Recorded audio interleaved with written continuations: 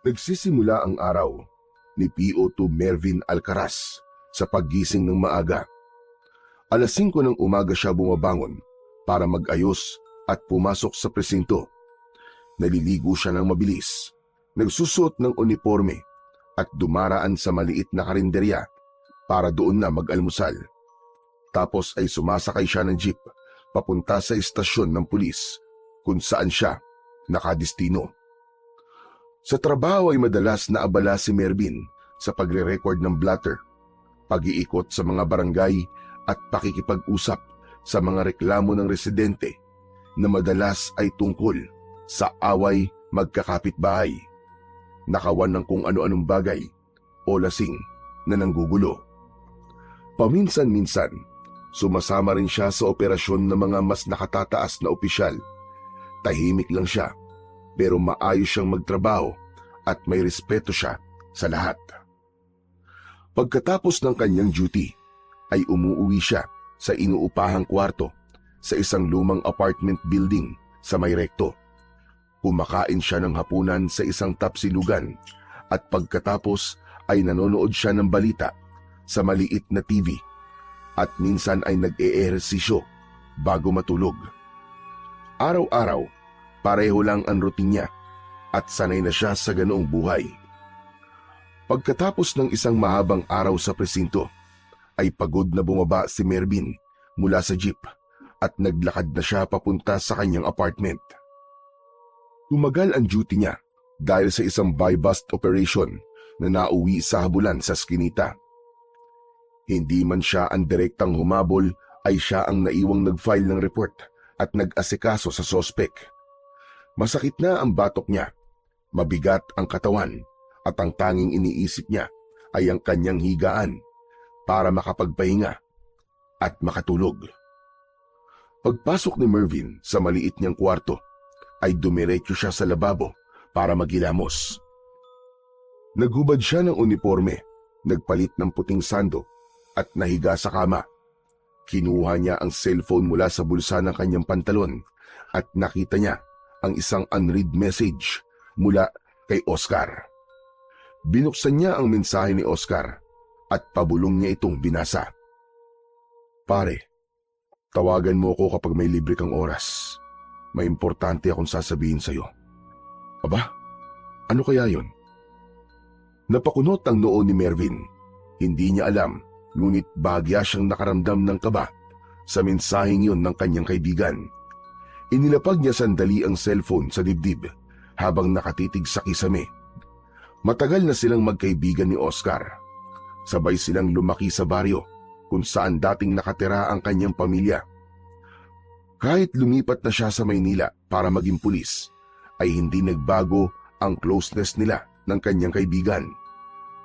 Isa si Oscar sa mga taong alam ang lahat ng kwento niya, pati na ang pagpili niyang mabuhay ng mag-isa dahil ayaw niya nang umasa sa kanyang pamilya na meron na rin kanya-kanyang buhay. Kinuha muli ni Mervin ang cellphone at tinawagan na nga ang kaibigang si Oscar na agad naman itong sinagot. "Hello? Pare? Oh, anong meron at pinapatawag mo ko?" Tanong talaga agad. Kumusta ka na dyan, pare? Eto as usual, pagod sa trabaho. Ganun talaga eh. Pulis ka eh. Alam mo, dami mong pasakali. Ano ba talaga yung importanteng sasabihin mo? Sige na, sabihin mo na. Bakit, may problema ba? Biglang natahimik si Oscar sa kabilang linya. Dahil doon ay nadagdagan ang kaba ni Mervin. Kilala niya ang kaibigan niya na mapagbiro, ngunit sa pagkakataon na yon ay tila umiiwas ito na magbitaw ng joke sa kanya. "Oscar, huy, nandiyan ka pa ba? Ano nangyari sa'yo?" May ilang segundong katahimikan sa kabilang linya bago muling nagsalita si Oscar. Mervin, pare. Alam ko nakakabigla itong sasabihin ko. Kaya hindi ko sasabihin na huwag ka mabibigla, pare. Patay na si Laika. Teka, ano? Si Laika, pare. Patay na. Baliw! Hindi na April ngayon para i-April Fools mo ko, no? Sa ayoko ng mga ganyang biro pare, hindi nakakatawa yan. Pare, seryoso. Hindi ako nagbibiro. Patay na talaga si Laika. Kagabi lang. Natagpuan daw siyang walang buhay sa likod ng bahay nila. Natigilan si Mervin at napatitig siya sa kisame. Hindi niya magawang umiyak dahil tila hindi tinatanggap ng utak niya ang balitang sinabi ni Oscar. Nanuyo ang lalamunan niya at nanlamig ang buong katawan niya. Si Laika ay ang nobya ni Mervin ng halos 8 taon. Nakatira ito sa baryo kung saan siya ipinanganak at nagkaisip. Ito ang unang babaeng naging nobya niya at high school nang maging magkasintahan silang dalawa. Noon ay sabay silang naglalakad pauwi galing eskwelahan. Isa si Laika sa dahilan kung bakit pinilit ni Mervin na makapagtapos at magpulis para pagdating ng araw ay mabigyan niya ito ng maayos na buhay. Plano sana ni Mervin na umuwi sa baryo nila sa susunod na buwan para mag-propose kay Laika. Yun ang dahilan kung bakit doble kayod siya ng mga nakaraang buwan. Pinaghahandaan na niya talaga ang magiging kasal nila dahil sigurado siya na mag-yes si Laika sa wedding proposal niya. Oscar, bibigyan pa kita ng 10 seconds para bawiin ang sinabi mo sa akin, ha? Sana nga pare. Pwede kong bawiin ang sinabi ko eh. Pero pare, wala na talaga. Patay na talaga si Laika pare. Wala na siya. Pero, ang labo naman eh. Pare, ano nangyari? Paano? Siguro pare, mas maganda kung sa personal ko na lang sabihin sa'yo. Hindi maganda na dito natin to pinag-uusapan sa telepono. Alam ko masakit pare. Pasensya ka na talaga. Kung may magagawa lang sana ako. Pakiramdam ni Mervin ay hindi niya na kaya pa ang ibang sasabihin ni Oscar. Wala na siya sa kanyang sarili. Tinapos niya ang tawag na yon. Napaupo siya sa gilid ng kama at nabitiwan niya ang cellphone. Napahawak siya sa ulo niya at doon siya tuluyang napaiyak. Hindi siya humahagulgol pero paulit-ulit lang siyang lumuluha. Tumiim ang bagang niya habang pinipigilan ang pag-iyak. Ramdam niya na malaking bahagi ng buhay niya ang nawala ng sandaling yon. Hindi gaanong nakatulog si Mervin ng gabing yon. Mabigat na ang talukap ng mga mata niya pero ang utak niya ay patuloy sa pag-iisip ng napakaraming bagay. Hindi siya makapaniwala na hindi na niya magagawa ang mga plano at pangarap nila ni Laika. Pagsapit ng umaga ay bumangon na si Mervin. Mabilis siyang naligo at nagbihis. Hindi na siya kumain ng almusal at bumiyahe na siya patungo sa presinto. Pagdating niya roon ay dumiretso siya sa opisina ng kanilang detachment commander para magpa-leave. Ipinaliwanag niya rito ang dahilan kung bakit kailangan niyang mag-leave ng matagal at naintindihan naman siya nito. Matapos yun ay bumalik si Mervin sa apartment niya at agad siyang nag-empake. Inilabas niya ang kanyang maleta na may katamtamang laki. Naglagay siya ng mga damit at ilang personal na gamit doon. Matapos yun ay nagsuot siya ng simpleng polo at maong. Hindi na siya nag-aksaya ng oras at nagpunta na siya sa bus station at sumakay siya ng bus pauwi sa kanilang probinsya. Sa tabi ng bintana siya naupo at nang makabayad na siya ng pamasahe ay pumikit muna siya dahil alam niya na magiging mahaba ang magiging biyahe niya. Nag-aagaw na ang liwanag at dilim nang makarating si Mervin sa baryo kung saan siya isinilang. Samot-saring alaala ang bumalik sa kanya habang naglalakad. Hindi na siya dumiretso sa dati nilang bahay dahil wala na rin naman siyang babalikan doon. Matagal na yung naibenta nung lumipat na ang kanyang pamilya sa syudad. Wala siyang ibang maisip puntahan kundi ang bahay ng kaibigan niyang si Oscar. Makalipas ang ilang minuto ay narating na ni Mervin ang harapan ng bahay ni Oscar. Halos wala yung pinagbago. Malawak pa rin ang bakuran at naroon pa rin ang mga puno ng mangga na noon ay inaakyat nila kapag hitik yun sa bunga. Lumabas si Oscar sa bahay at nagulat ito nang makita si Mervin. Agad din itong napangiti at lumapit sa kanya. Oh, ang unexpected naman ito pare. Bakit naman hindi ka nagsabi na uuwi ka rito? Sinabi mong patay si Laika, di ba? Malamang uuwi ako rito. Pambihira talaga tong taong to. Oh. Ay, hehe, sa bagay, may point ka. Pero akala ko kasi sa mga susunod na araw ka pa makakapunta rito. Talagang inisikaso ko kagad ang leave ko, pare. Oo nga pala, pare. Baka pwedeng makituloy muna ako dito. Alam mo namang wala na kaming bahay dito eh. Ano ka ba? Hindi mo na kailangan magsabi, no? Welcome na welcome ka dito sa bahay ko. Anytime. Saka maganda nga yun eh. Para may kasama na ako rito. Maraming salamat, pare. O tara, sa loob na tayo magkwentuhan. Saka para makapagpahinga ka na rin muna. Alam ko na napagod ka sa biyahe. Kinuha ni Oscar ang maleta ni Mervin at nauna na itong pumasok sa loob ng bahay. Agad namang sumunod si Mervin dito. Malungkot siya dahil hindi bakasyon ang dahilan kung bakit siya umuwi sa baryo nila, kundi dahil namatay ang babaeng inakala niya na makakasama niya hanggang sa pagtanda. Pagpasok sa loob ay umupo si Mervin sa sopa, habang si Oscar naman ay dinulutan siya ng isang baso ng malamig na tubig. Umupo ito sa tabi niya at mataman siyang tinignan. Oscar, ano ba talaga nangyari kay Laika? Baka pwedeng sabihin mo na sa akin ngayon. Sigurado ka bang ready ka nang marinig ngayon, pare? Malalaman ko rin naman yan eh, kaya sabihin mo na. Hindi agad sumagot si Oscar. Tila nag-iipon muna ito ng lakas ng loob na sabihin kay Mervin ang dapat nitong malaman. Pare, pinatay siya. Natagpuan sa gubat ang katawan niya. Ha? Sinong pumatay sa kanya, pare? Hindi sino, pare. Ano? Teka. Anong ibig mo sabihin? Pare, may hinala ang mga tao rito na hindi raw tao ang pumatay kay Laika, pare. Ang sabi nila, aswang daw ang pumatay sa girlfriend mo. Napakunot ang noo ni Mervin. Napailing siya at bahagyang natawa. Ang labo naman, pare. Aswang! Pare, hindi totoo mga aswang. Kung pinatay si Laika, sigurado ko na tao ang may gawa nun sa kanya. Pare, hindi din ako naniniwala dati.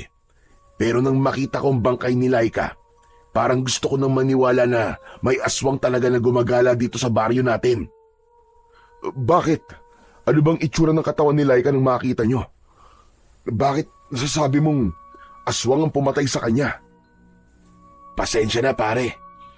Sa susunod ko na lamang sasabihin. Alam ko magiging sobrang sakit ito para sa iyo eh. Nang makita kasi namin ang bangkay ni Laika, pare, ay marami siyang kagat sa iba't ibang parte ng katawan niya na parang nilapa siya ng isang mabangis na hayop.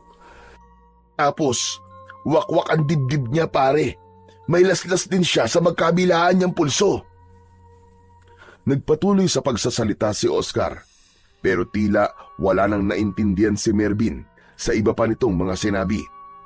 Hindi niya kayang maisip ang kalunos-lunos na kamatayan na sinapit ng kanyang pinakamamahal na nobya. Nanginig ang buo niyang katawan at ang mga luha na kanina pa niya pinipigilan ay tuluyan ng kumawala mula sa kanyang mga mata. Umusog si Oscar palapit kay Mervin at tinapik niya ang likod nito. Hindi na ito nagsalita habang patuloy siya sa kanyang pagluha. Nang kumalma si Mervin, ay tahimik siyang pumasok sa bakanting kwarto na inihanda ni Oscar para sa kanya. Malinis ang kama, meron dong aparador at isang ventilador. May kalakihan din ang bintana, kaya mukhang presko ang silid. Itinabi ni Mervin pansamantala ang maleta sa gilid ng aparador at naupo siya sa gilid ng kama. Pumikit siya at nabuo sa kanyang isipan ang maganda at maamong muka ni Laika. Lahat ng masasayang alaala nila ay bumalik sa kanya. Gaya na lang ng madalas nilang pagpunta sa tabing ilog para magpiknik. Ang pagkikwentuhan nila ng kung ano-anong bagay at kung ano-ano pa. Patawarin mo ko, Laika. Patawad. Patawad kung wala ako sa tabi mo para protektahan ka. Mula sa bulsa ng kanyang pantalon ay kinuha niya ang isang maliit na kulay pulang kahon. Binuksan niya yon at tumambad sa kanya ang isang diamond ring na pinaghirapan niyang pag-ipunan ng ilang buwan. Tinitigan niya yon habang unti-unting namumuo ang luha sa kanyang mga mata. Hindi niya na yon maisusuot kay Laika. Hindi niya na rin maririnig ang sagot nitong oo. Napayuko si Mervin habang hawak ang singsing. Pumunit sa katahimikan ng silid ang mahihina niyang ngikbi. Alam niya na mahirap at masakit, pero kailangan niyang tanggapin na hanggang doon na lamang ang kwento nila ni Laika at maaaring sa kabilang buhay na sila muling magkasama. Pagsapit ng 10:00 ng gabi ay lumabas na si Mervin sa kwarto. Mabigat pa rin ang pakiramdam niya at wala siyang ganang kumilos, pero alam niya na hindi pwedeng nasa kwarto lang siya at nagmumukmok. Nakita niya si Oscar na nakaupo sa sopa habang nanonood ng palabas sa maliit na telebisyon. Uy pare, gising ka na pala. Nakapagpahinga ka na ba ng maayos pare? Hindi masyado. Paulit-ulit ako nagigising eh. Nagugutom ka ba? May pagkain sa kusina pare. Kung gusto mo, iinitin ko yung ulam. Wala pa akong ganang kumain pare. Gusto ko lang sanang pumunta sa burol ni Laika. Gusto ko lang siyang makita pare. Sa pagkakaalam ko, parang bukas pa yata dadating ang katawan niya sa bahay nila pare. Inaayos pa raw kasi grabe raw talaga yung mga sugat niya eh. Alam mo na, nasabi ko naman sa'yo kung anong nangyari sa kanya, di ba? Naiintindihan ko pare. Pero ang hindi ko maintindihan ay ang sinasabi mong aswang ang pumatay kay Laika. Yun talaga ang hinala namin pare. Pati nga pamilya niya galit na galit. Lalo na yung tatay niya si Mang Benjo. Hindi ako naniniwala ron, Oscar. Isa akong pulis. Nasanay akong maghanap ng ebidensya at ng paliwanag sa bawat krimen na nangyayari. Hindi ako basta nalang tatanggap ng kwentong kababalaghan, pare. Napakamot si Oscar sa likod ng ulo at napabuntong hininga. Pare, alam kong mahirap talagang paniwalaan. Ako nga nun eh. Akala ko kwento-kwento lang din yung tungkol sa mga aswang-aswang na yan sa baryo natin. Tapos yun na nga, biglang nangyari yung kay Laika. Hindi ko talaga makakalimutan yung itsura ng katawan niya pare. Nakakaawa, hindi talaga yung kayang gawin ng isang tao, kahit sabihin na adik o kaya ay lasing. Ayoko munang maniwala pare. Kailangan ko ng matibay na ebidensya sa sinasabi mo na aswang ang pumatay kay Laika. Pero wala ka ba napansin kay Laika bago mangyari ang pagpatay sa kanya?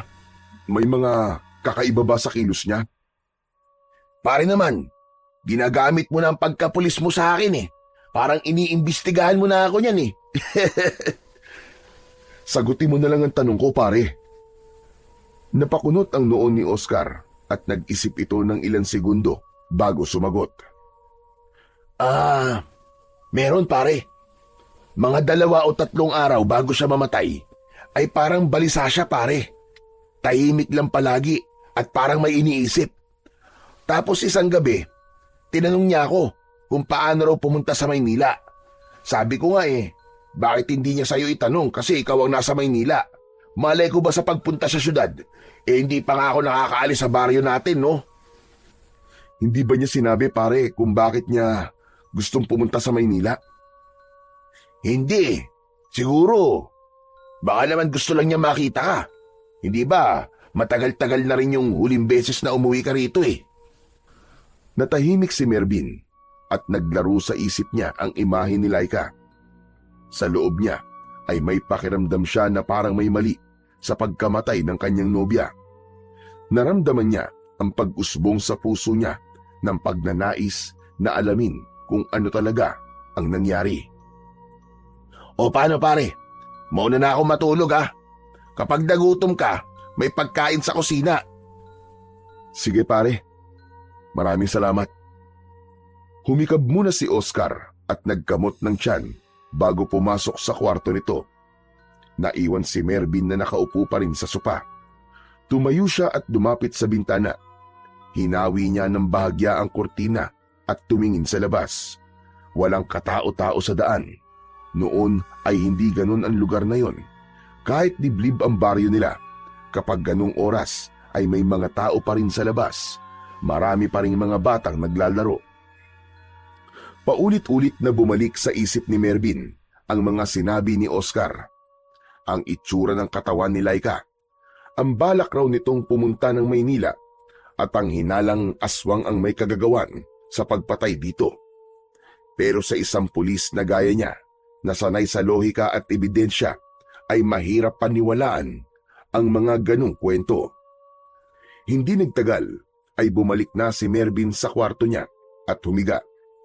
Nais niyang matulog pero sadyang mailap pa rin ang antok sa kanya.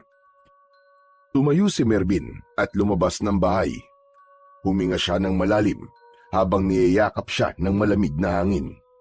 Tumingin siya sa kawalan at hindi niya namalayang tumulo na pala ang luwa sa kanyang pisngi. Pakiramdam niya ay panaginip lang ang lahat ng yon. Kung alam lang sana niya na mangyayari yon, ay umuwi na lang sana siya sa baryo nila at doon naghanap ng trabaho. Baka kung malapit lang siya kay Laika, ay hindi ito mapapatay sa isang karumal-dumal na paraan. Kinabukasan ng umaga, ay nasa hapagkainan si Mervin dahil hinihintay niya si Oscar na lumabas para bumili ng kanilang almusal. Nakatitig siya sa kawalan at laman pa rin ng isip niya si Laika. Makalipas ang ilang sandali, ay dumating na si Oscar. May dala itong 2 plastik na may lamang pansit at isang supot ng pandesal. Inilapag nito ang mga yon sa lamesa. Kumain na tayo, Mervin. Masarap yung pansit ni Aling Lita. Ay, oo nga pala pare. Narinig ko sa usapan sa labas na naiuwi na raw sa bahay nila ang katawan ni Laika. Pupunta na ako ron ngayon pare. Gusto ko na siya makita. Mabilis na tumayo si Mervin.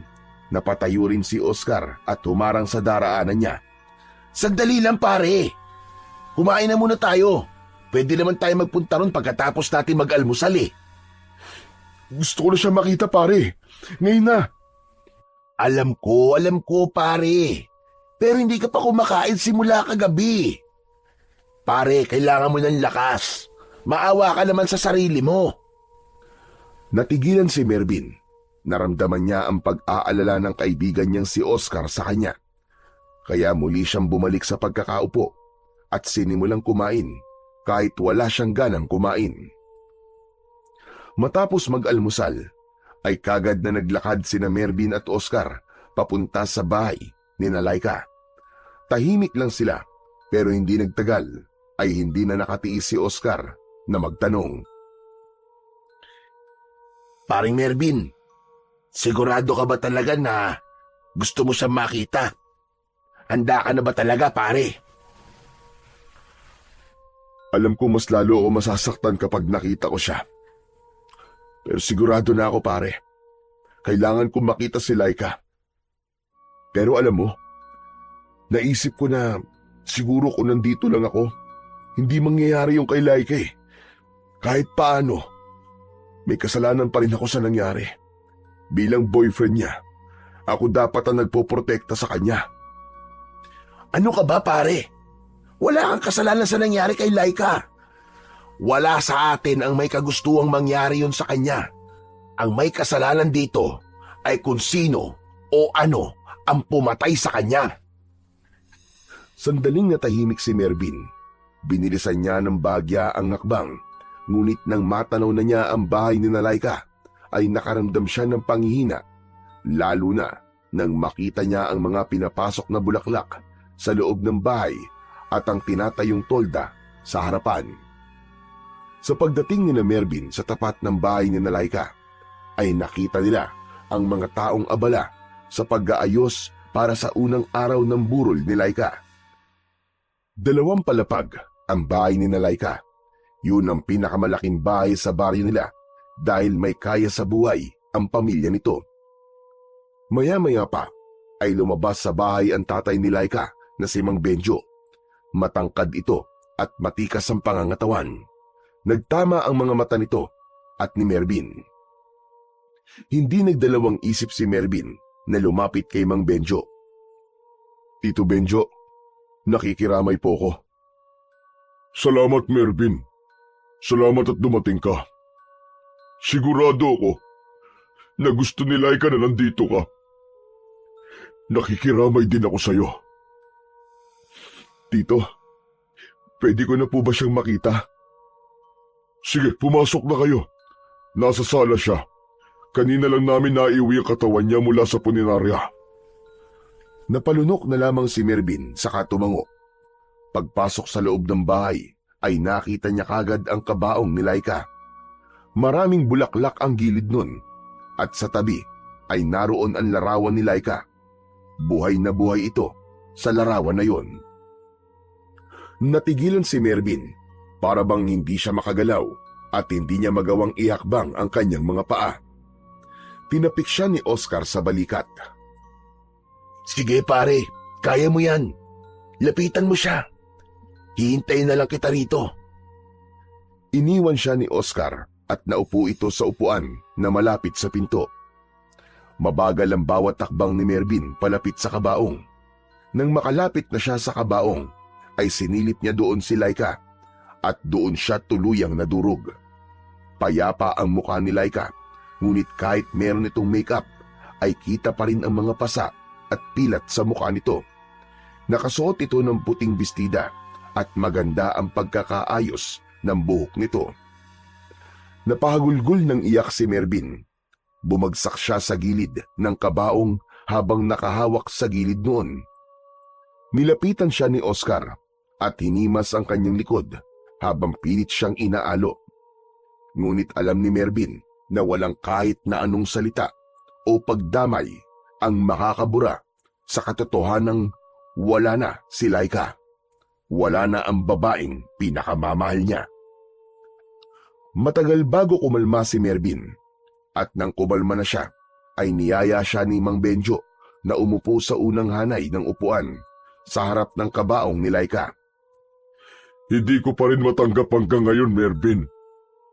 Parang panaginip lang ang lahat. Nag-iisang anak namin si Laika, kaya napakasakit ng pangyayaring ito para sa aming mag-asawa. Napakabata po niyang nawala. Kahit ako, hindi ko pa rin matatanggap na wala na siya. Kaya dapat po talaga managot kung sino ang hayop na gumawa nito sa kanya. Gusto ko pong malaman kung may balita ng mga pulis dito sa kaso. May suspect na po ba sila? Wala pa, Mervin. Patuloy pa rin ang investigasyon. May mga tinanong na sila, pero wala raw nakakita sa pangyayari. Wala raw ebidensya, puro wala. Pero hindi ako naniniwala na tao ang pumatay sa anak ko. Ano pong ibig niyo sabihin, Tito? Aswang. Aswang, Mervin. Hindi tao ang gumawa nun.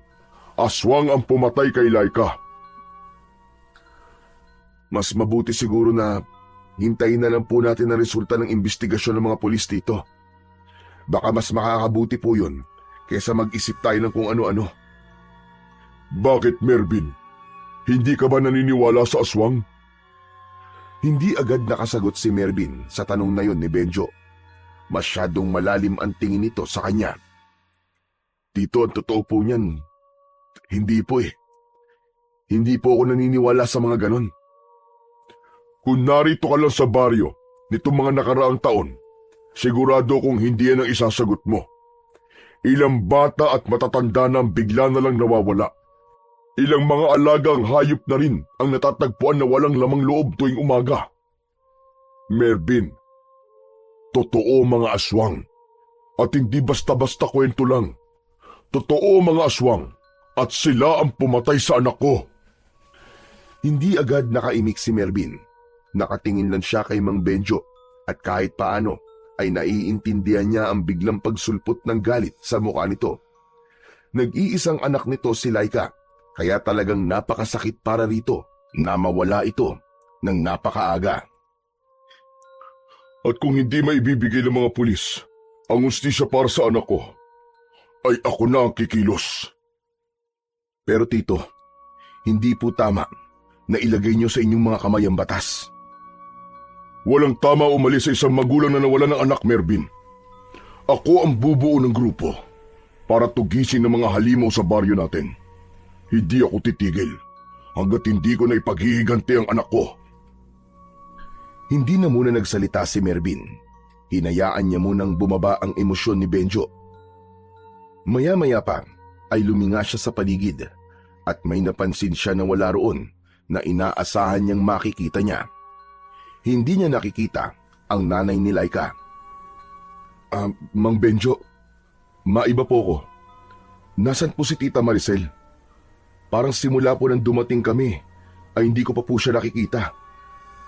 Simula nang mamatay si Laika, Mervin, ay hindi na siya lumalabas ng kwarto. Ayaw makipag-usap, ayaw kumain. Wala kaming magawa kundi intindihin siya.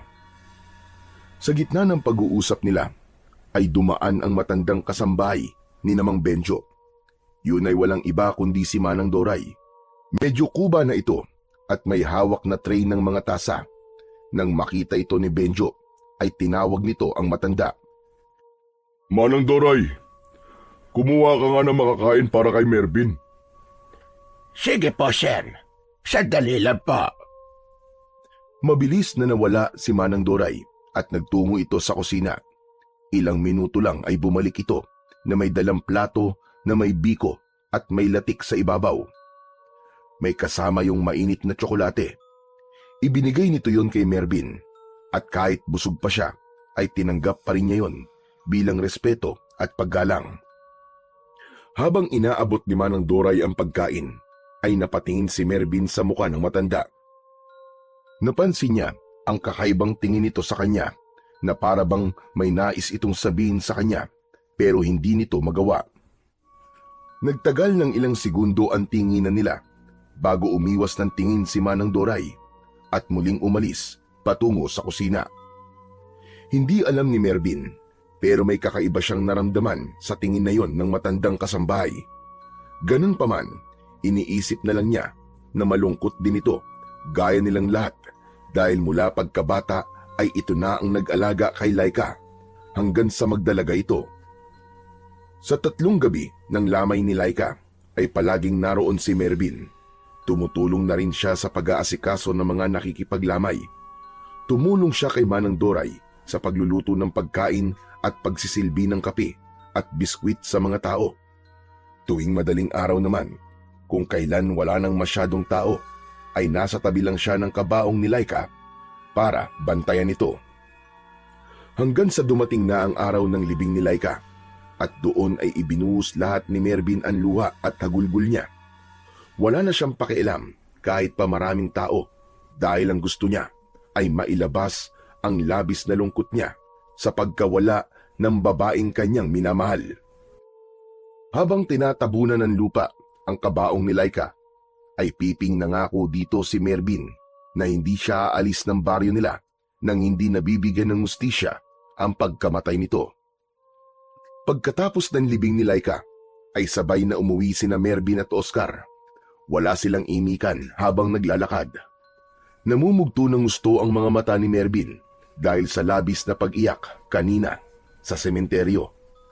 Pagkarating sa bahay ay binuksan ni Oscar ang pinto at pumasok na silang dalawa.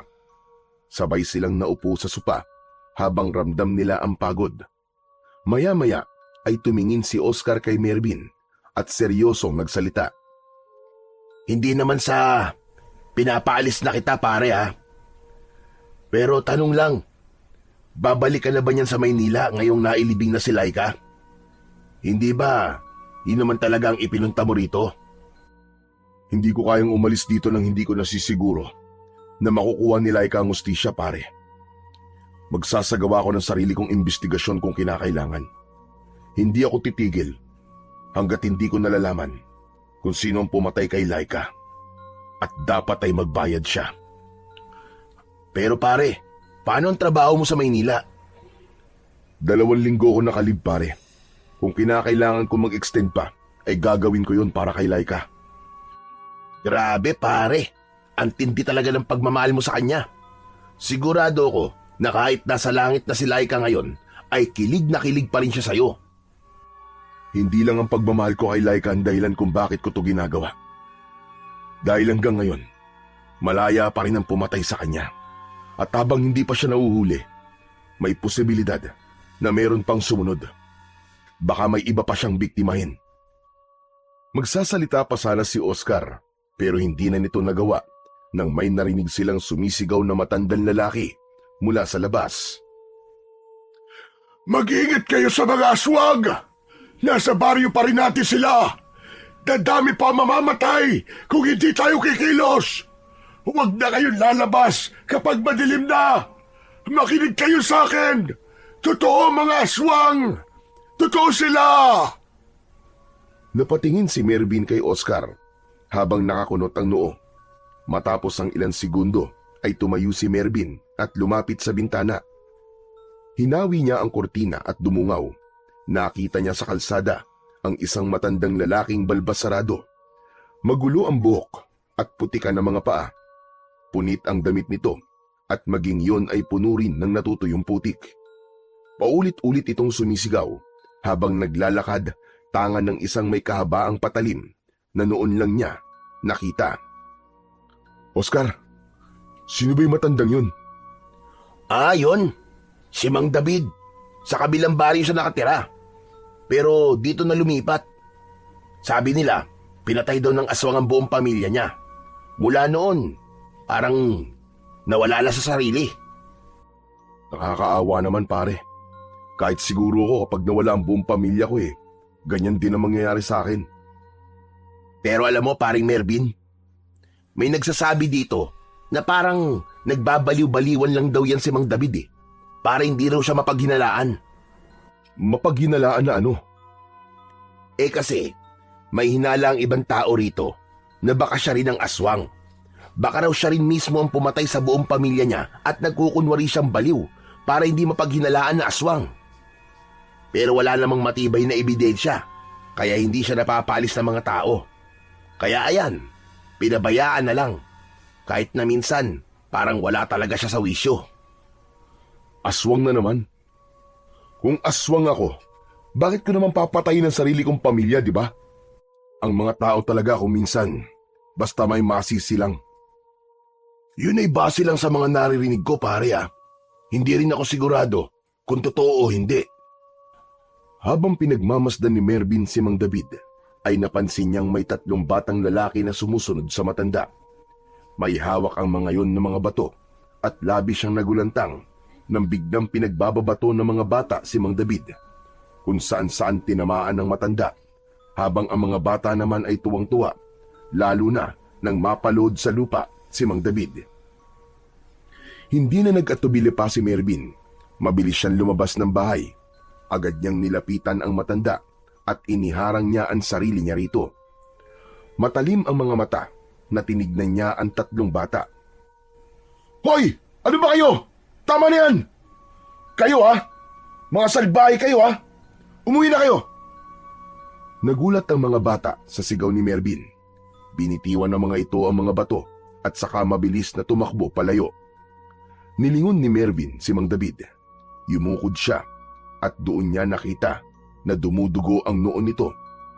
Bakas ang panghihina ng matanda habang nakatitig ito sa kanya na parabang nagpapasaklolo ito. Tahimik lang si Mervin pero sa loob-loob niya ay may sumisigaw na awa para sa matanda. Kahit pa pinaghihinalaan itong aswang ay hindi dapat ito sinasaktan, lalo na't wala namang patunay na meron itong ginagawang masama o labag sa batas.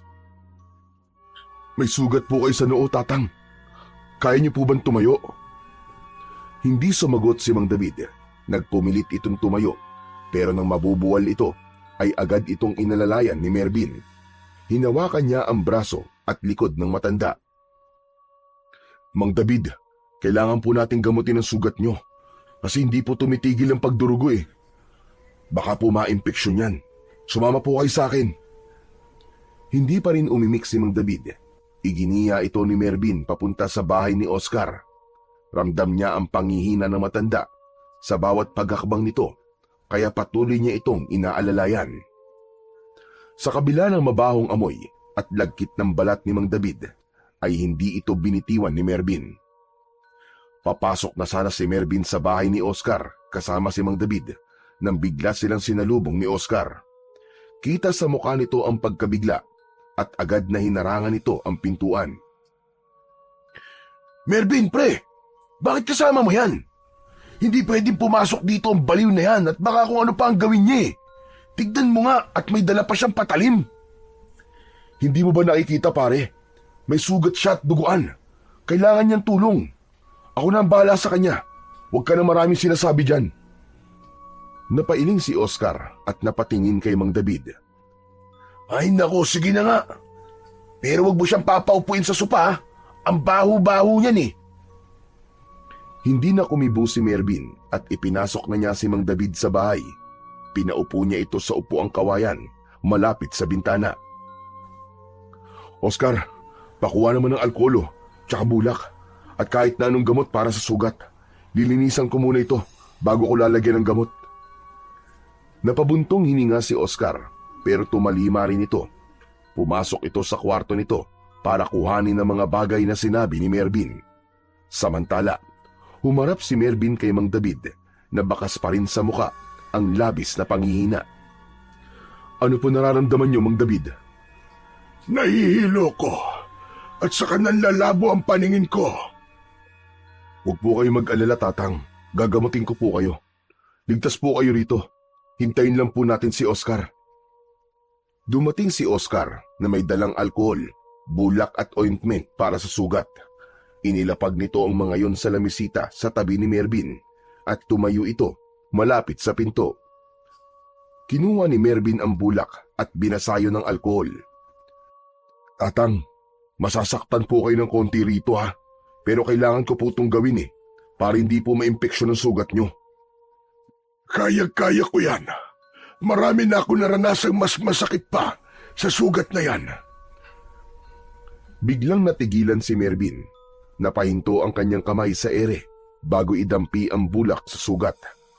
Parang may sumundot sa dibdib niya at tila naunawaan niya bigla ang sakit na pinagdaraanan ng matanda dahil pareha silang nawalan ng mahal sa buhay. Sa mga mata ni Mang David, nakita niya ang labis na kalungkutan. Hindi na nagsalita si Mervin. Dahan-dahan niyang nilinis ang sugat ni Mang David. Habang idinadampi niya ang bulak na may alkohol sa sugat ng matanda, ay napangiwi ito at napapaaray kung minsan. Dahil doon ay hindi napigilan ni Mervin ang matawa ng bahagya. Akala ko po ba'y sabi niyo, kaya niyo po ang sakit, Mang David? Sinabi ko nga yun, pero hindi naman ibig sabihin na hindi na ako masasaktan. Napangiti si Mervin at nagpatuloy sa paglilinis ng sugat nito. Dinahan-dahan na niya at ginawa niya ang lahat para hindi na ito masyadong masaktan. Matapos ang ilang sandali, ay kinuha niya ang ointment at marahang pinahiran ang sugat. Tumayo na siya at tinapik niya sa balikat si Mang David. Ayos na po yan, Mang David. Basta po wag na po kasi kayo masyadong maglalabas ng bahay niyo para hindi na rin po kayo pagkatuwaan ng mga bata. Tumango lamang si Mang David habang nakasandal pa rin sa upuan. Napansin naman ni Mervin na nanginginig ang matanda at nahinuha niyang gutom na gutom ito. Nagtungo siya sa kusina at napansin niya ang 2 piraso ng turon na nakapatong sa maliit na platito sa mesa. Kinuha niya yon at nang balikan niya si Mang David ay inabot niya ito roon. Mukhang gutom na gutom po kayo, Tatang. Kainin niyo po muna ito bago po kayo umalis. Hoy! Merienda ko yan mamaya eh. Bakit mo naman ipapakain yan, pare? Kahit 10 turon, bibilang kita, Oscar. Gutom na yung tao. Pambihira ka naman Hayaan mo na. Walang nagawa si Oscar nang simulan ng kainin ni Mang David ang turon. Ikinuha niya rin ito ng 1 baso ng tubig para meron itong panulak. Tahimik lamang na pinapanood ni Mervin si Mang David habang kumakain. Hindi niya maisip na dahil sa may problema ito sa pag-iisip ay nakakaranas ito ng ganung uri ng pananakit. Makalipas ang ilang minuto ay naubos na ni Mang David ang turon. Inabot dito ni Mervin ang 1,500 piso na hindi naman ito tinanggihan. Mang David, ibili niyo po yan ang pagkain niyo mamaya ha. Sa tagal ko na rito sa baryo, ngayon lang may nagpakita sa akin ng kabutihan. At sa isang dayo pa talaga. Hindi po ako dayo dito, Mang David. Dito po ako'y pinanganak. Sa Maynila lang po ako nagtatrabaho, kaya matagal po ako nawala dito. Aba, teka. Anong sinasabi mong ngayon ka lang nakaranas ng kabutihan, Mang David? Minsan inaabutan din naman kita ng pera. Nakalimutan mo na ba yon? Barya lang ang binibigay mo, Oscar. Hindi kagaya nito, 500 piso. Napakamot sa batok si Oscar at talagang napahiya. Habang natatawa na lang si Mervin, maya-maya ay matamang tumingin si Mang David kay Mervin. Ano nga palang pangalan mo? Mervin po. Maraming salamat, Mervin. Likas ang kabutihan sa iyong puso. Aalis na ako. Sigurado po ba kayo na kaya niyo na po maglakad? Gusto niyo po bang iatid ko po kayo sa bahay niyo? Hindi na kailangan. Nakapagpahinga naman na ako kahit papano. Maraming salamat ulit sa iyo, Mervin. Tahimik lang na tumango si Mervin. Tumayo na si Mang David at naglakad palabas ng bahay. Nang makalayo na ito, ay agad na sumingot si Oscar na para bang meron itong inaamoy na kung ano. Huy, ano ba nangyayari sa'yo? Para ka diyang pusang naghahanap ng tinik ah.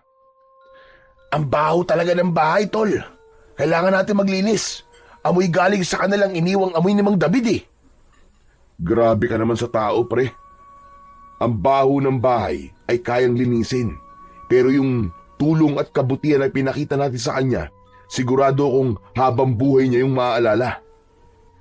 Aba, dapat yata ipagpatayo ka na ng rebulto dito sa baryo, Mervin ah.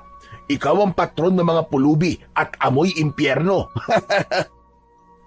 Natawa si Mervin at umiling. Matapos yun, ay tinulungan na lang niya si Oscar na maglinis ng bahay nito para huminto na ito sa pagrereklamo ng amoy ng bahay dahil kay Mang David. Habang nagpupuna si Mervin ng mesa sa sala, ay napatingin siya sa upuang kawayan kung saan kanina umupo si Mang David. May kung anong makinang sa ilalim nun na agad na umagaw ng pansin niya. Yumuko at sumilip siya sa ilalim ng upuan. Kinuha niya ang bagay na naroon at napagtanto niya na yun ay may kahabaang patalim na dala ni Mang David. Kakaiba ang itsura ng naturang patalim na sa tansya ni Mervin ay 2 dangkal niya ang haba. Ang talim nun ay parang kahugis ng kidlat na medyo pabaliko. Mapusyaw na puti ang kulay nun na parang maihahalin tulad sa marmol. Ang hawakan naman nun na gawa sa matibay na uri ng kahoy ay may mga nakaukit na simbolo na hindi niya mawarian kung ano. Tumindig si Mervin at lumapit kay Oscar na noon ay abala sa pagwawalis. Oscar, sandali. Tignan mo to.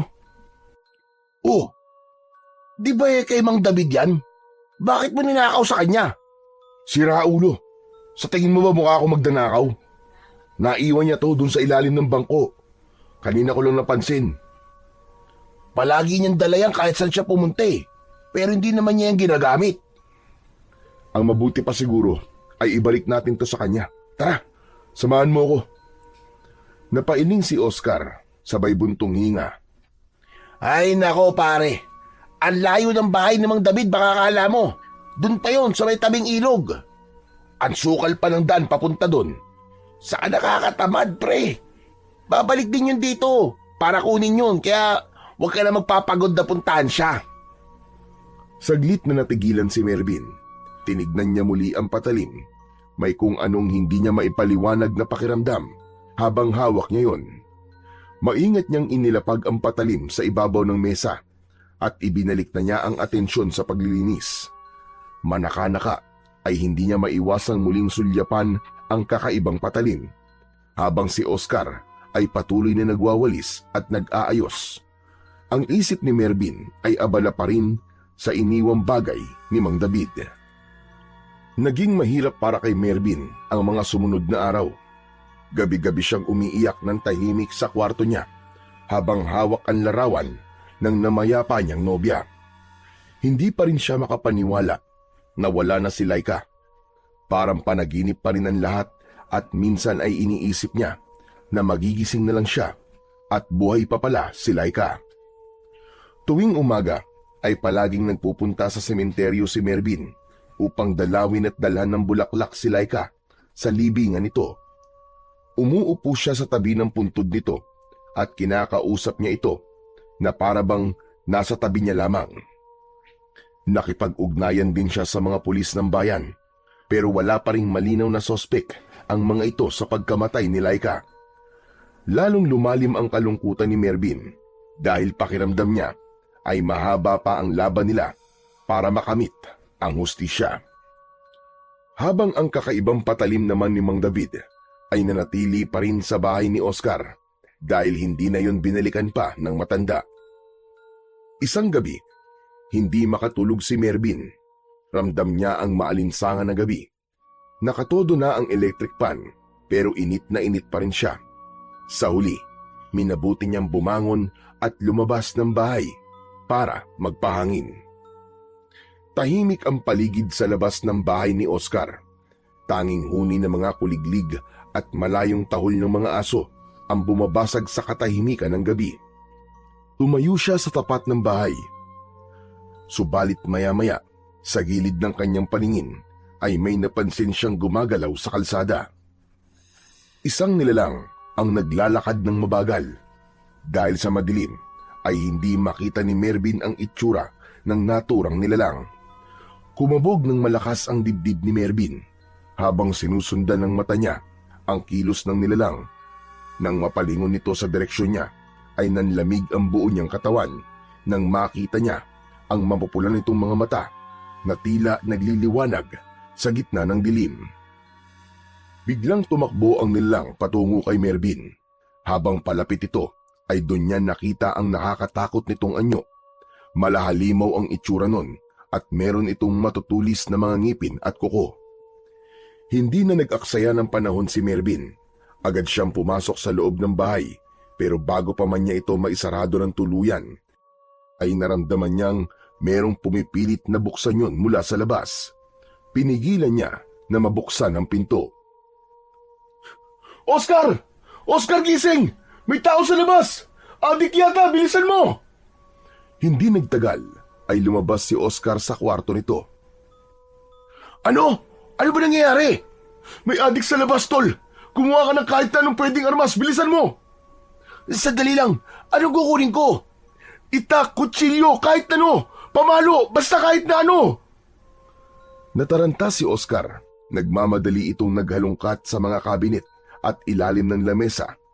Sa itsura ni Oscar ay napagtanto ni Mervin na tila nawala ito sa sarili dahil sa shock, kaya hindi ito nakapag-isip ng maayos. Patuloy pa rin ang pagyugyug sa pinto. Nanginginig si Mervin habang maigpit na nakadiin ang balikat niya sa pinto upang hindi yun mabuksan ng nilalang na nasa labas.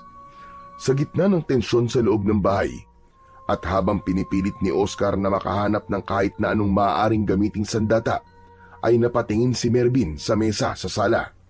Nakapatong doon ang kakaibang patalim na naiwan ni Mang David nung nakaraang araw. Oscar! Oscar, dito!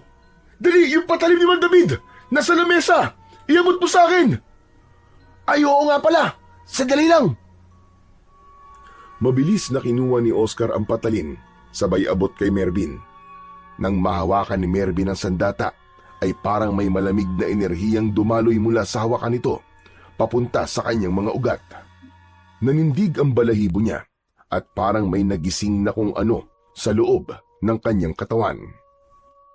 Umalis na si Mervin sa pinto, at tuluyan niyang binuksan yun.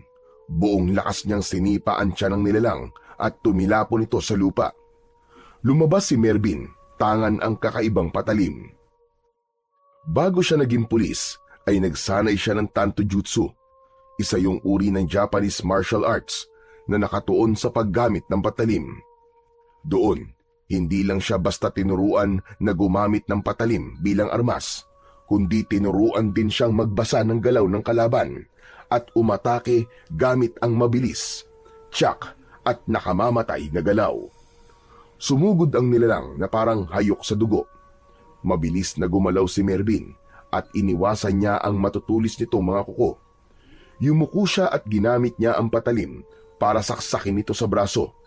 Bumaon ang patalim sa nilalang at malakas itong napasigaw na parabang isa itong mabangis na hayop. Mabilis na lumayo kay Mervin ang nilalang habang hawak ang dugo ang braso. Sa isang iglap ay tumalikod ito at mabilis na tumakbo papalayo. Nais pa sana yung habulin ni Mervin pero naglaho na ito sa dilim at hindi niya na nalaman kung saan yon nagpunta. Nang masiguro ni Melvin na hindi na babalik ang nilalang, ay bumalik na siya sa loob ng bahay habang humihingal pa rin. Isinara na niya ang pinto. Nakita niya si Oscar na nakatayo sa may gitna ng sala. Nakanganga ito at nanlalaki ang mga mata. Tila hindi ito makapaniwala sa nasaksiyan nitong pakikipaglaban niya sa nilalang na hindi niya alam kung ano o kung sino. Sarado mo nga yung bibig mo. Baka pasukan pa ng langaw yan eh. Napakurap si Oscar para itong nagising mula sa mahimbing na pagkakatulog. Pare, hanip ka. Ang galing mo. Saan ka natuto makipaglaban gamit ang patalim? Akala ko baril lang ang alam mo eh. Sa alam ka talaga pare. Alam mo kasi Oscar, bago ako naging pulis, nag-aral muna ako ng Tanto Jutsu. Ano? Tanto Jutsu? Ano yun? Martial arts yun sa Japan pare, na pakikipaglaban gamit ang patalim. Pero hindi ako sa Japan nag-aral. Sa Maynila lang din. Grabe! Ang galing ng mga galaw mo kanina pre. Pero alam mo ba kung anong nilalang ang nakalaban mo kanina? Pare, hindi ako maaaring magkamali. Aswang ang nilalang na yun. Aswang? Oo pare, maniwala ka. Kahit ako, hindi rin makapaniwala eh. Pero nakita mo naman ang itsura niya, di ba? Nakakatakot. Hindi yun adik, kundi isang aswang. Napabuntong hininga si Mervin at muling tumingin sa patalim na hawak niya. Sa pagkakataon na yon ay unti-unti nang nagbago ang kanyang paniniwala. Tama ka paring Oscar. Mukhang naniniwala na nga ako na totoong mga aswang. Pero alam mo Oscar, kakaiba talaga tong patalim ni Mang David. Parang may enerhiya na dumaloy sa katawan ko. Parang pinalakas ako nito pare, habang hawak ko. Sa tingin ko naman walang kinalaman ng patalim na yan sa ipinakita mo kanina. Sadyang magaling ka lang talaga, kaya naitaboy mo yung aswang na yon. Napangiti si Mervin sa sinabi ng kanyang kaibigan. Sa kabila naman ng nangyari kanina, ay napagtanto niya na kaya naman pala niyang makipaglaban sa aswang. At sigurado siya na kung sakaling babalikan siya nun, ay kayang-kaya niya ulit yung itaboy o kaya ay patayin. Kinabukasan, matapos mag-almusal nina Mervin at Oscar, ay nasa isip pa rin ni Mervin ang nangyari kagabi. Bukod doon, ay iniisip niya rin ang kakaibang lakas na bumalot sa kanya nang hawakan niya ang kakaibang patalim ni Mang David. Tumayo siya mula sa kinauupuan at kinuha niya ang patalim. Nilapitan niya si Oscar na nakatayo sa may pintuan. Pare, ang mabuti pa pumunta na tayo ngayon sa bahay ni Mang David. Ibabalik ko na tong patalim niya. Tinignan siya ni Oscar mula sa tasa ng kape na hawak, saka tumiklop ng labi at bumuntong hininga. Tinatamad ako Hindi ba sinabi ko na sa'yo na malayo nga ang bahay ni Mang David? Saglit lang naman tayo dun Hindi na rin siya nakabalik dito. Aba, ilang araw nang nandito yung gamit niya Saka baka hindi niya alam na dito niya naiwala yun. Kaya hindi siya bumalik. Ay nako, sige na nga. Sandali lang at magpapalit lang ako ng damit. Huwag ka na magpalit ng damit. Kay Mang David lang naman tayo pupunta Oo na. Kulit talaga nito, kundi lang kita kumpare. Lumabas na ang dalawa sa bahay at matapos makandado ni Oscar ang pinto, ay magkasama na silang naglakad patungo sa bahay ni Mang David. Matapos ang halos kalahating oras, ay nakarating na sina Mervin at Oscar sa tabi ng ilog kung saan matatagpuan ang bahay ni Mang David. Isang payak na kubo ang tirahan ni Mang David. May ilang bahagi ng dingding na butas at tinakpan lang ng sako. Lumapit si Mervin sa harap ng bahay. "Tao po! Tao po! Mang David? Nandiyan ka ba sa loob? Tao po!"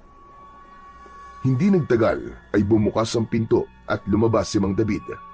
Wala sa mukha nito ang gulat nang makita sila na parabang inasahan na nito na pupunta sila roon. Alam kong pupunta ka dito para dalhin ang aking patalim, Mervin. Aba, kung alam niyo naman palang nasa amin ang patalim niyo, sana kayo na lang kumuha sa bahay. Pambihira naman kayo, Mang David, oh. Ang layo-layo kaya ng bahay niyo. Tama na, Oscar. Nandito na tayo eh. Tumahimik ka nga muna. Muling humarap si Mervin kay Mang David. Humakbang siya para mas maging malapit siya rito. Naiwan niyo po to sa bahay ni Oscar, Mang David.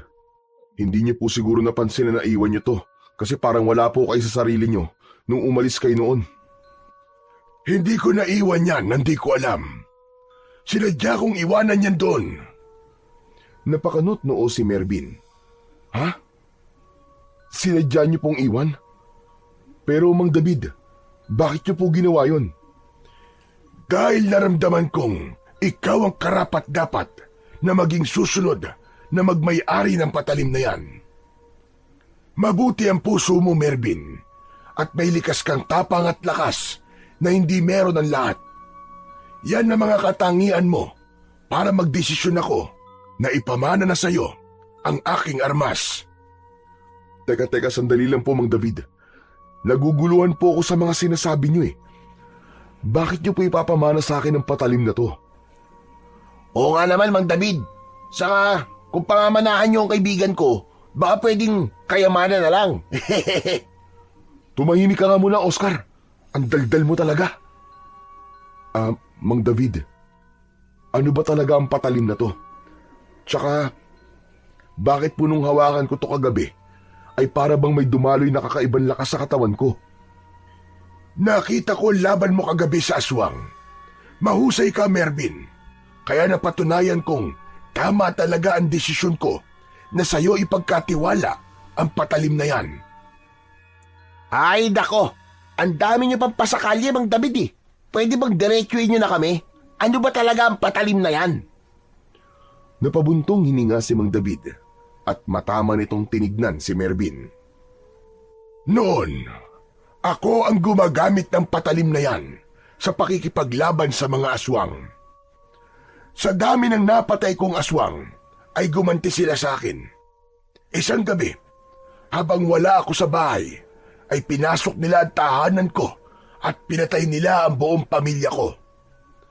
Simula noon, parang may nabasag sa akin. Nawawala ako sa akin sarili. Minsan matino ako, minsan naman ay hindi. At doon ko naisip na hindi ko na kayang gamitin ang patalim na yan na gawa sa pangil ng kidlat. Hindi na ako karapat-dapat para riyan. Kaya naisip ko na ipagkakatiwala ko na ito sa ibang tao. At yun ay walang iba, kundi ikaw, Mervin. Ibig sabihin po gawa po ito sa pangil ng kidlat. Pero wala naman pong pangil ang kidlat ha. Hindi literal. Ayon sa tatay ko, may isang bakal na tinamaan ng kidlat sa gitna ng malakas na bagyo. Kumuha siya ng bahagi ng metal na yon at pinanday niya para maging hugis na parang pangil ng kidlat. Ang hawakan naman yan ay may mutya sa loob at kung sino may hawak ng armas na yan, basta siya ay karapat-dapat ay magtataglay ng kakaiban lakas at bilis. Mabisay ang panlaban sa mga aswang at gusto kong ikaw na ang gumamit niyan, Mervin.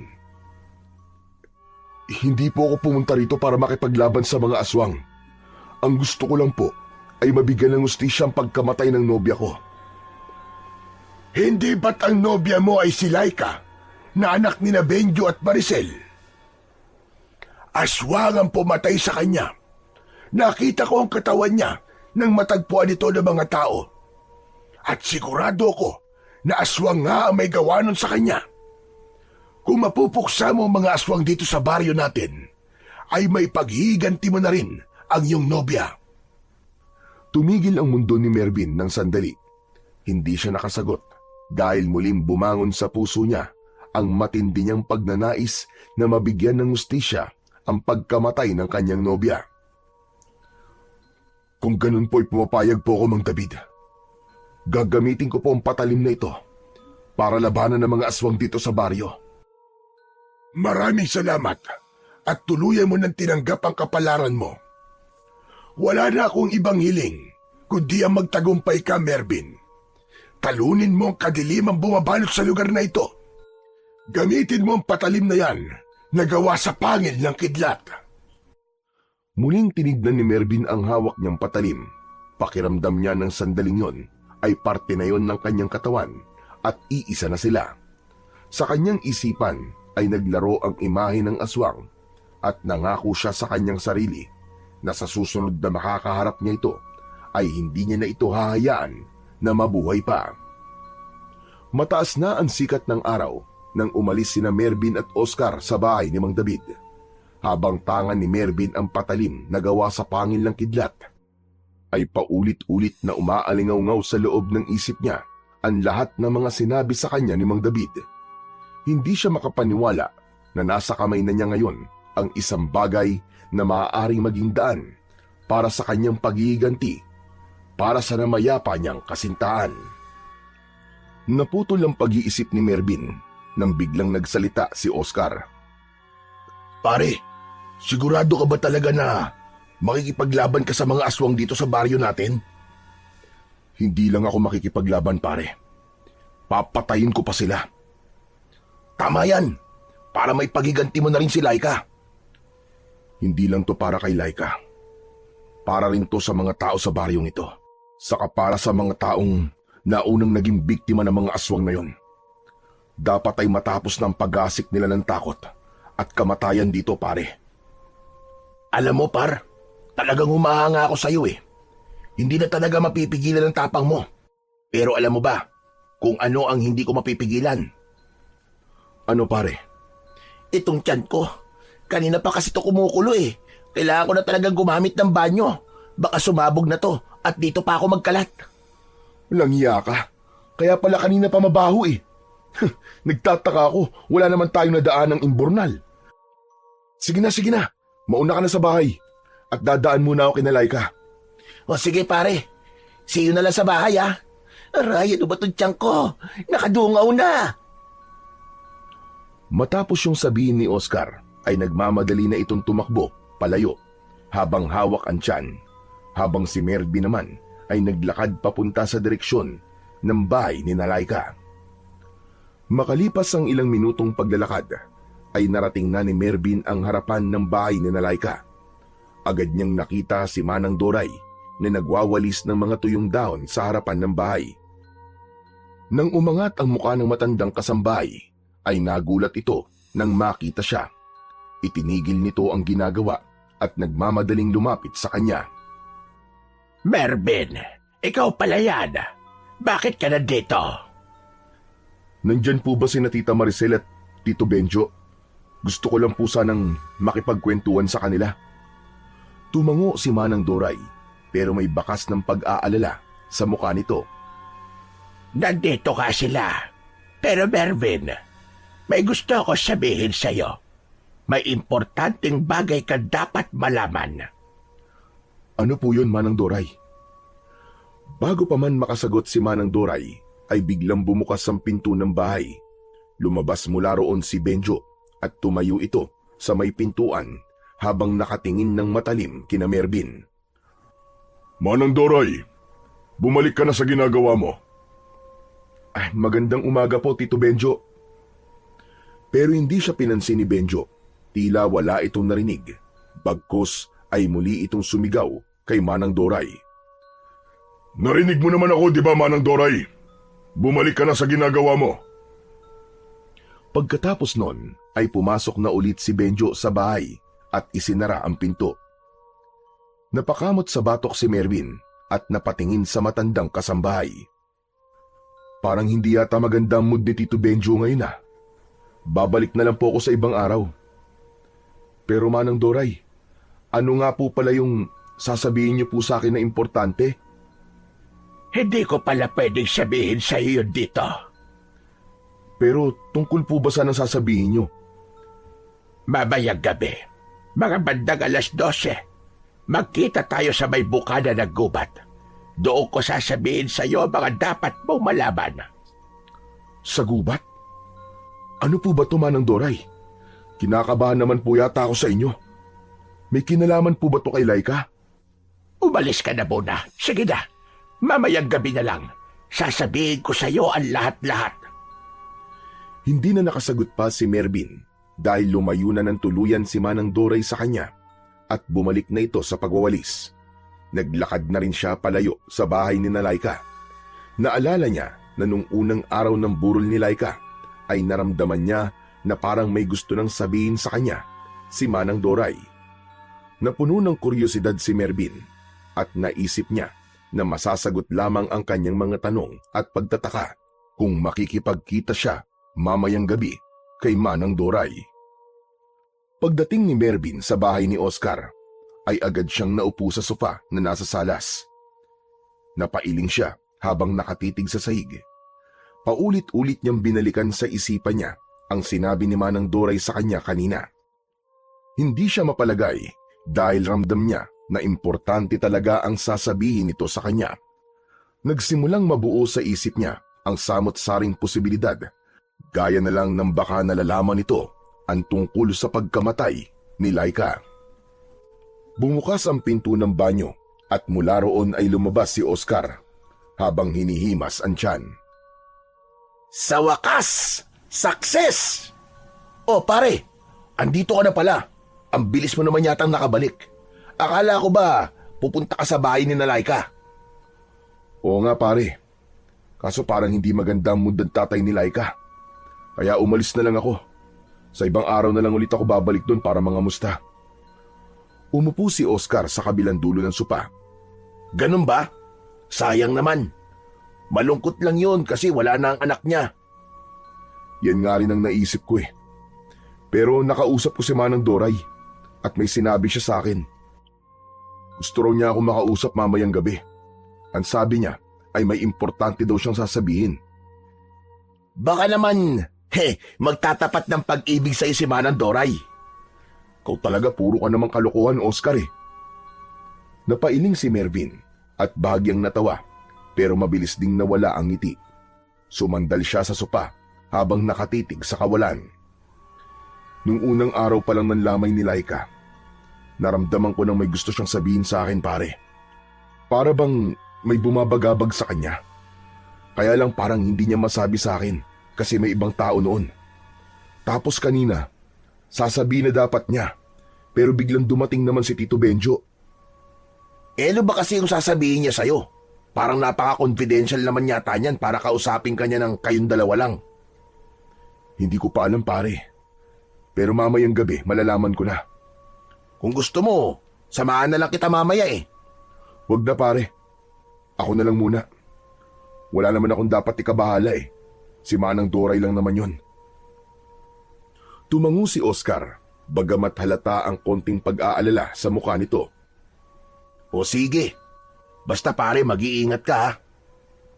Hindi na sumagot si Mervin. Tumango lang siya at muling napatingin sa kawalan. Tahimik ang paligid pero maingay ang loob niya. Habang papalapit ang gabi, lalo ring tumitindi ang pakiramdam niyang may isang bagay siyang malalaman na magpapabago ng buhay sa pagkikita nila ni Manang Doray mamayang gabi. Kinagabihan, ilang minuto bago sumapit ang 11:00 ay naghanda na si Mervin sa pakikipagkita kay Manang Doray. Nagsuot siya ng jacket dahil malamig ang gabing yon. Lumapit siya kay Oscar na nasa sala habang umiinom ng kape. Pare, Alis na ako Baka hinihintay na ako ni Manang Doray Baka kanina pa siya nandun. Ewan ko pare pero parang kinakabahan ako sa gagawin mong yan Ano ka ba naman? Huwag kang paranoid. Si Manang Doray lang naman ang kikitain ko Kilala naman natin yun, di ba? Malapit siya kay Laika. Mabait yun. Saan ba kayo magkikita? Para alam ko kung saan ka pupuntahan kung sakali. Doon sa bukana ng gubat. Doon daw niya gusto makipag-usap sa akin O sige pare, ganito na lang Kapag lumipas ang 1 oras at hindi ka pa rin bumabalik, ay susundan na kita ron, okay? O sige, ayos lang. Mas mabuti na nga siguro yung nasa isip mo. Matapos yun, ay nagdesisyon na si Mervin na umalis. Papunta na sana siya sa pintuan nang makita niya ang patalim na ibinigay sa kanya ni Mang David. Nakapatong yun sa mesa na nasa gitna ng sala. Sandali niya yung tinignan.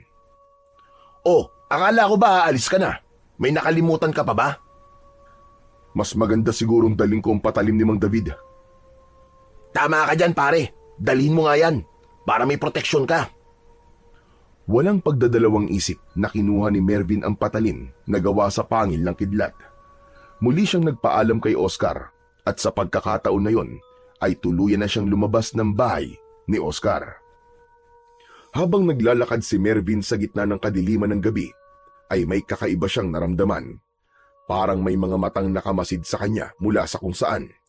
Nagtataasan ang balahibo niya sa braso at kakaiba ang kilabot na bumabalot sa kanya. Humigpit ang pagkakahawak niya sa patalim at patuloy niyang nararamdaman ang kakaibang enerhiyang ibinibigay nun sa kanya. Maya-maya ay sandaling huminto si Mervin at mabilis siyang lumingon sa likod. Tumingin din siya sa kaliwat kanan pero wala siyang nakitang kakaiba o kahina-hinala. Nilakasan niya ang pakiramdam niya. Wala man siyang nakikitang maaaring magdulot ng peligro sa buhay niya, ay hindi niya maitatanggi ang kabang nasa dibdib niya. Muling nagpatuloy sa paglalakad si Mervin.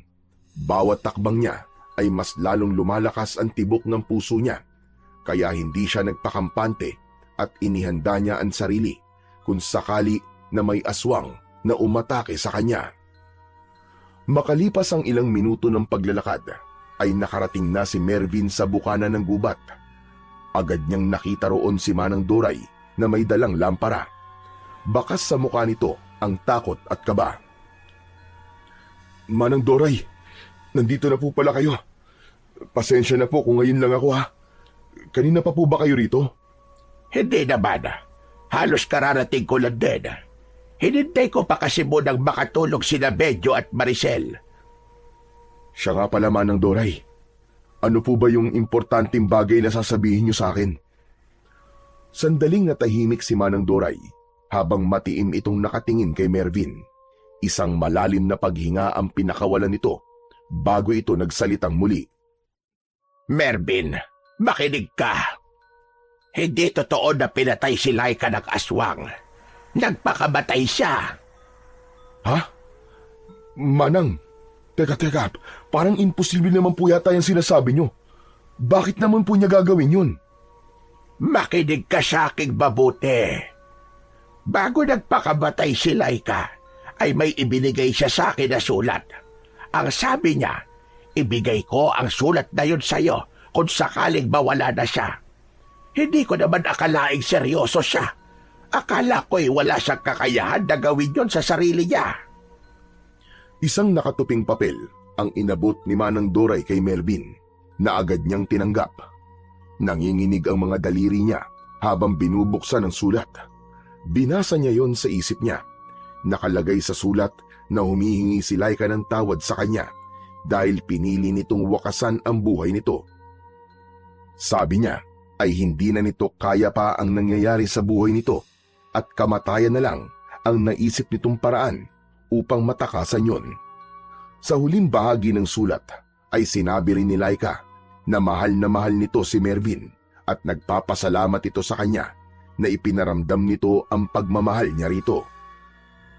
Luhaan at nanginginig ang buong katawan ni Mervin matapos niyang basahin ang sulat na yon ni Laika. Bakit hindi niya sinabi sa akin ang lahat ng to? Ano bang pinagdadaanan niya, Manang Doray? Bakit siya nagpakamatay? Dahil gusto ni Bedyo at Maricel na gawing kagaya nila si Laika. Gusto rin nilang maging aswang si Laika. Sandaling natahimik si Mervin. Tila umurong ang luha niya sa sinabing yun ni Manang Doray. Kumunot ang noo niya dahil sa labis na pagtataka. Ano, Manang Doray? Ang ibig niyong sabihin aswang ang mga magulang ni Laika? Teka. Hindi ko maintindihan, Manang Doray. Hindi nila totoong anak si Laika, Mervin. Inampon lang nila si Laika dahil hindi nila kayang makabuo ng sarili nilang anak. Inampon nila si Laika kasi gusto nilang may pagpasahan ng pagiging aswang nila. At nang malaman ni Laika yon, ay hindi siya pumayag. Pero wala naman siyang magagawa dahil malaki ang utang na loob niya kina Bedyo at Maricel. Sa pagkakataon na yon, ay unti-unti nang naunawaan ni Mervin ang lahat. Kaya pala siya nagpakamatay dahil ayaw niyang maging aswang. Pero kung totoong nagpakamatay si Laika, ay bakit parang nilapa na mabangis na hayop ang katawan niya? Ang sabi pa ng mga tao ay aswang daw ang pumatay kay Laika base sa itsura ng katawan niya nang makita nila to. Sina Benjo at Maricel ang gumawa nun sa katawan ni Laika. Nagmatagpuan nila ang katawan ni Laika sa kwarto na wala ng buhay, ay nataranta sila. Natakot silang malaman ng mga tao na nagpakamatay si Laika. Alam mong malaking kahihiyan yon sa kanila at baka ungkatin pa ng mga pulis kung bakit nagpatiwakal ang anak nila. Kapag nangyari yon, ay malalaman ng lahat na sila ang aswang sa baryo na ito. Kaya nag-anyong aswang sina Benjo at Maricel at pinalabas nila na aswang ang pumatay kay Laika. Mga hayop sila. Ang galing nilang magpanggap. Mga demonyo. Matagal ko nang alam na aswang ang mag-asawa na yon. Nangako sila sa akin na hindi nila ako sasaktan basta't manahimik lamang ako. Kailangan ko ng pera, kaya pumayag naman ako. Pero hindi ko na kaya. Lalo na ngayon na binaboy nila ang katawan ni Laika at mas lalo pa dumarami ang nagiging biktima nila. Hindi ko na kayang manahimik. Hindi na lang ito tungkol kay Laika, kundi pati na rin sa iba pang mga inosenteng tao na pinatay nila. Mas sumigpit ang pagkakahawak ni Mervin sa patalim habang nakatingin siya kay Manang Doray. Alam niya na mahirap para rito na aminin sa kanya ang katotohanan, kaya't humanga siya sa tapang nito. Maya-maya pa ay isang kakaibang kaluskos ang narinig nila mula sa loob ng gubat. Mula roon ay may dalawang figura ang lumabas at habang papalapit yun sa kanila ay nalaman nila na sina Benjo at Maricel ang mga yon. Maraan ng paglalakad ng dalawa. Walang emosyon ang mukha ng mga ito, ngunit nakakatakot ang paraan ng titig ng dalawa sa kanila. Huminto sina Benjo at Maricel, ilan di pa ang layo kina Mervin at Manang Doray. Agad na iniharang ni Mervin ang sarili niya sa harap ni Manang Doray at sinalubong niya ang tingin ng mag-asawa. Dapat pala ay noon pa kita pinutulan ng dila, Doray. Masyado ka madaldal. Hindi ka marunong tumupad sa napag-usapan natin. Sa bagay, bakit nga ba kami nagtiwala sa'yo? Isa kang tao at ang mga tao ay hindi dapat pinagkakatiwalaan. Matagal ako nanahimik. Matagal ako nagtitiis. Pero tama na, Benjo. Hindi na kaya ng konsensya ko mga ginagawa niyo sa baryo na ito. Panahon na para malaman ng lahat kung ano kayo. Sigurado ka bang malalaman ng lahat kung ano kami? Sa tingin ko, ay hindi yun mangyayari. Dahil sisiguraduhin ko na mamamatay kayong dalawa ngayong gabi. Matapos yun, ay sabay na nag-anyong aswang sina Benjo at Maricel. Tinubuan ng mga ito ng makapal na itim na balahibo. Naging matutulis ang mga kuko at ngipin ng dalawa at naging malahalimaw ang muka ng mga ito. Malakas na sumigaw ang dalawa, na parang mababangis na mga hayop. Hindi makapaniwala si Mervin sa nasasaksihan. Bumilis ang tibok ng puso niya, pero mas pinili niyang maging kalmado. Alam niya na kung magpapadala siya sa takot, ay baka magtagumpay sina Benjo at Maricel sa gustong mangyari na mga ito. Naramdaman ni Mervin ang tumitinding tensyon sa paligid habang nasa harapan nila sina Benjo at Maricel na nagpakita na ng totoong anyo. Hanggang isang ideya ang naisip niya. Mabilis niyang kinuha kay Manang Doray ang lampara at inihagis niya yun sa may paanan ng dalawang aswang. Nabasag ang lampara at sumiklab ang malaking apoy na nagpaatras sa mga aswang. Manang Doray, tumakas na kayo! Ako nang bahala dito! Mabilis na lumayo si Manang Doray at hindi na napansin ni Mervin kung saan ito nagpunta dahil sinamantala niya ang pagkakataon. Sumugod siya sa dalawang aswang habang hawak ang patalim na gawa sa pangil ng kidlat. Sumalubong kay Mervin si Maricel pero hindi siya nagpasindak. Nasugatan niya si Maricel sa braso. Nang makita niyang pasugod naman si Benjo ay umiwas siya at sinubukan niya itong saksakin sa tagiliran pero nakailag ito. Kinalmot siya ni Benjo at napasigaw siya nang bumaon ang matatalim nitong kuko sa kaliwa niyang pisngi. Lumayo muna si Mervin sa mga kalaban at matalim niyang tinignan ang mga ito. Masahol pa kayo sa hayop! Ni hindi nyo man lang iginalang ang katawan ni Laika! Dapat lang yun sa kanya. Kung pumayag lang sana siya na maging kagaya namin, ay buhay pa sana siya ngayon. Sa sagot na yun ay nagdilim lalo ang paningin ni Mervin. Mabilis siyang sumugod kay Benjo. Lumuhod siya at sumadsad ang tuhod niya sa madamong bahagi at buong puwersa niyang ibinaon ang patalim sa hita ni Benjo. Nang hugutin niya yon ay sumirit ang dugo ni Benjo. Ngunit sinunggaban siya ni Maricel sa likod at kinagat siya nito sa balikat. Malakas na napasigaw si Mervin dahil sa labis na sakit. Padiin ng padiin ang pagkakakagat ni Maricel sa kanya. Itinaas ni Mervin ang patalim at sinaksak niya yon kay Maricel na nasa likuran niya. Tumama yon sa ibabaw ng ulo nito at dere-derecho yung bumaon.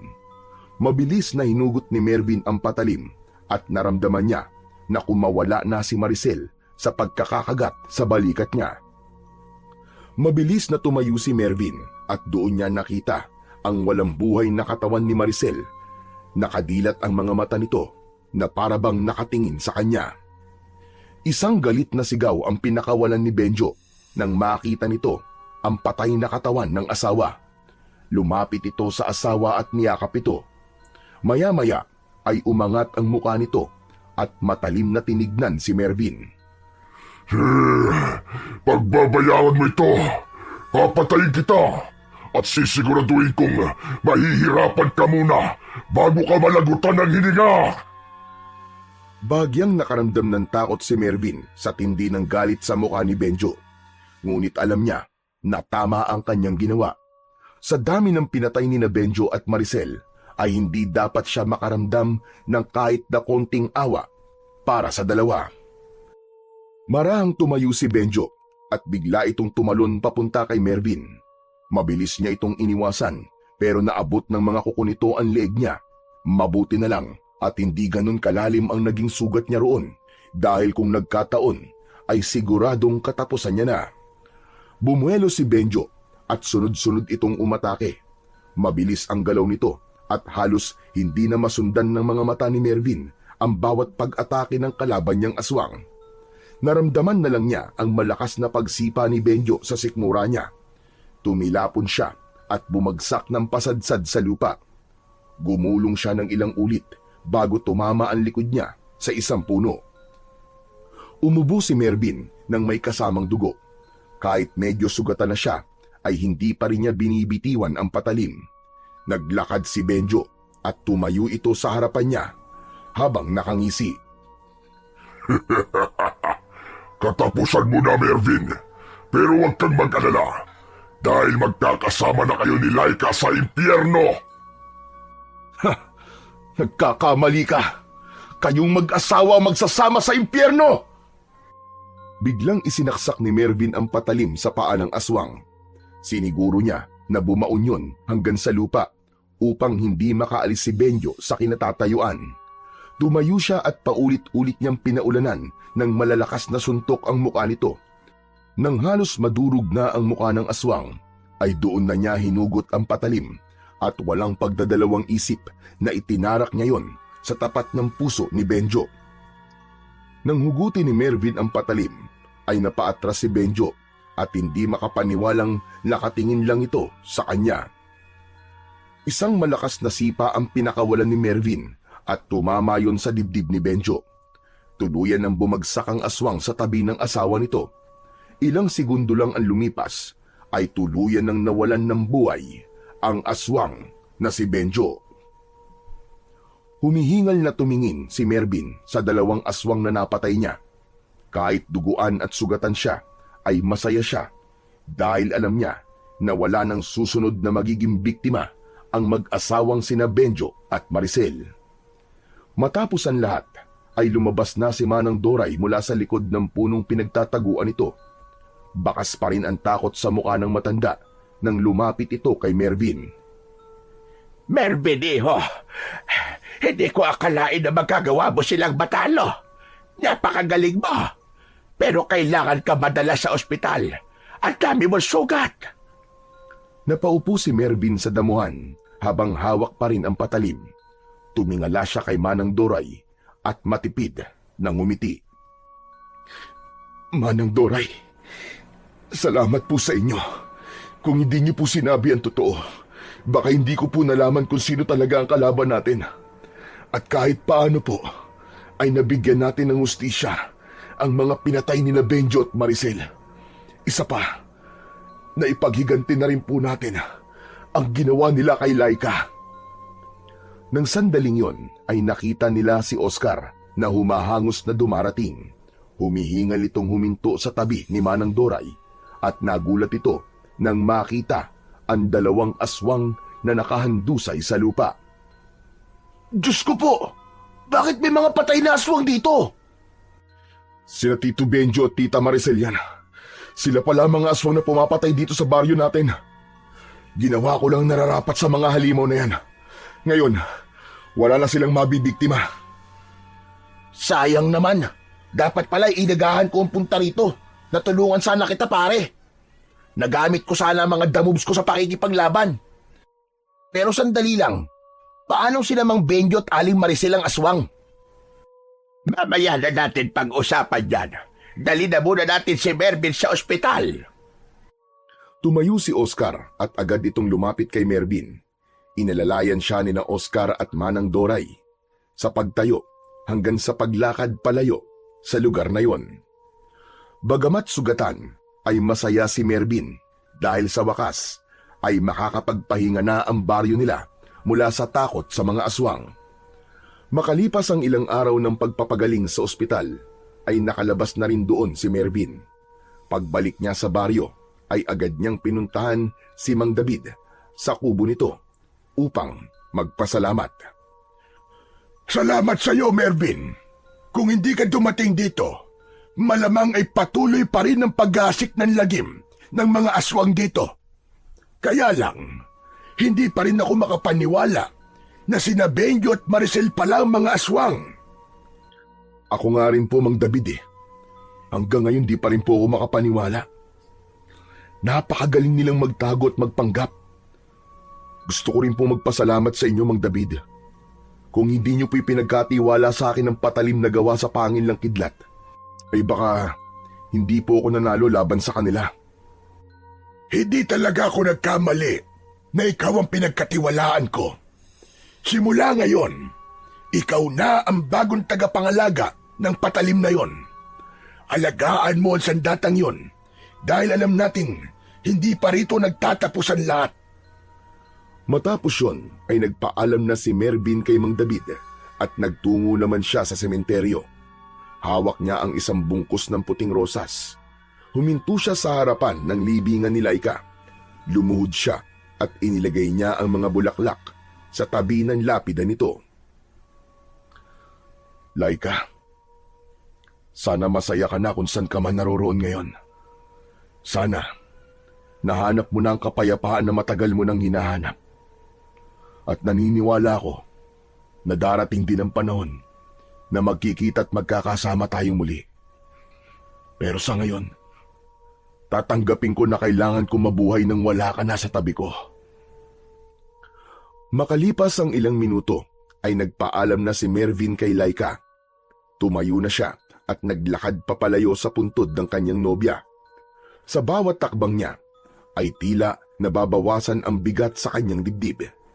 Isang malalim na paghinga ang pinakawalan ni Mervin at matapos yun ay nakangiti siya ng malaki dahil alam niya na ginawa niya ang tama at ang nararapat.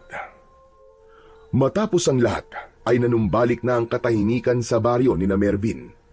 Sa paglipas ng mga araw ay unti-unting bumalik ang sigla ng mga tao, bagamat hindi pa rin lubos na matanggap ng ilan na ang mag-asawang Benjo at Maricel pala ang tunay na salot sa kanilang pamayanan. Dahil alam ni Mervin na tapos na ang unos sa baryo nila, ay nagdesisyon siyang bumalik na sa syudad. Si Mang David naman ay nakatanggap ng tulong dahil na rin sa koneksyon ni Mervin at ginamot ito sa isang mental health hospital sa lungsod.